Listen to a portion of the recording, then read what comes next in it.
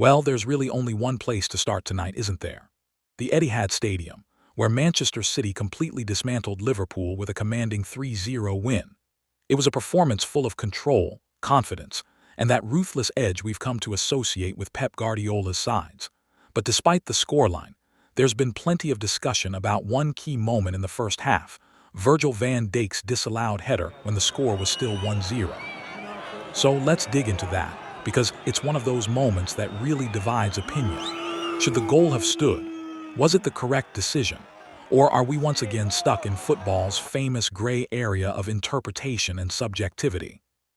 Now the key talking point is this. When Van Dijk rose to meet the ball, Andy Robertson was standing close to Donnarumma, perhaps within a couple of feet.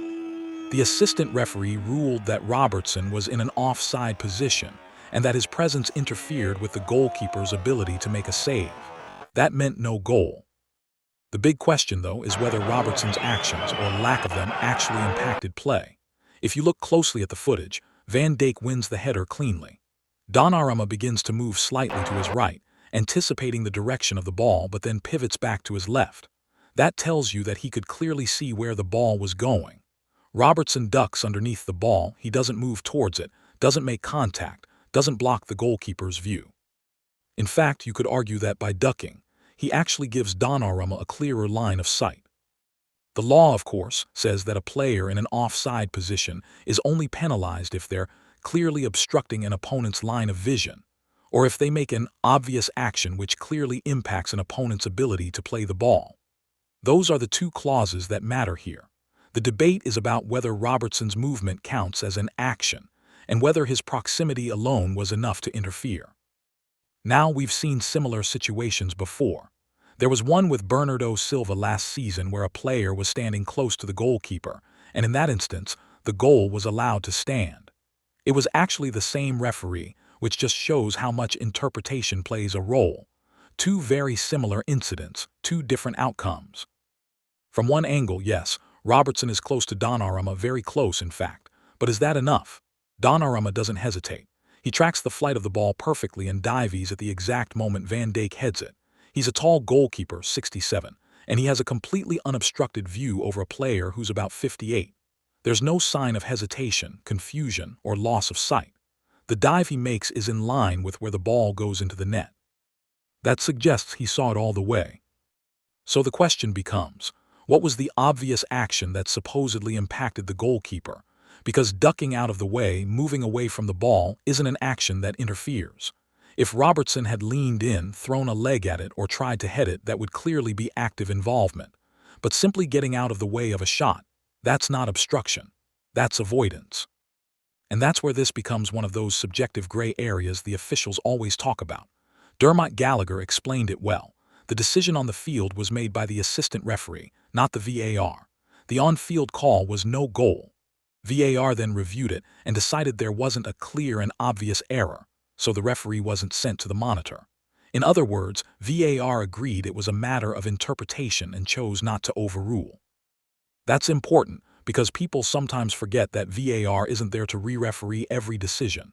It's only meant to step in if something is clearly and obviously wrong, and in this case, the officials felt it was. But that's precisely what frustrates fans.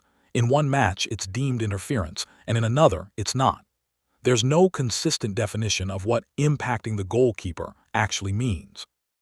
Jamie Carragher broke it down really well after the game. He focused on Donnarumma's body movement, specifically, the moment he shifts his weight to dive. When you slow it down, you see Donnarumma leaning slightly right, expecting the ball to go that way before adjusting and diving left. And when you pause it right as the ball goes over Robertson's head, Donnarumma is already reacting to the trajectory. His view of the ball isn't blocked. So again, that raises the question. If the goalkeeper could see the ball and react perfectly, was Robertson truly interfering? This is why these incidents cause so much debate. The wording of the law leaves room for interpretation, and when interpretation enters the picture, so does inconsistency. One official might say proximity equals obstruction. Another might say it doesn't, unless the player actively engages. And that's the issue with the current offside guidance. It's not black and white. You can understand both sides. From the referee's perspective, Robertson is close enough to potentially distract or influence the goalkeeper's decision-making. From a footballing perspective, though, you can also see why Liverpool fans and players feel hard done by, because the keeper clearly saw the ball, reacted, and wasn't hindered in making his save attempt. In truth, the incident perfectly sums up the challenges of VAR and the offside law in modern football. It's supposed to bring clarity, yet it often leaves us debating interpretation rather than fact. You can freeze the frame, slow it down, highlight positions, but at the end of the day, it comes down to human judgment. And maybe that's just part of the game now. Until the laws are tightened and the language becomes less open-ended, we're going to keep having these conversations. Was he in the line of sight? Did he interfere? Was it clear and obvious? Because the truth is, football isn't always black and white. Sometimes it's just gray.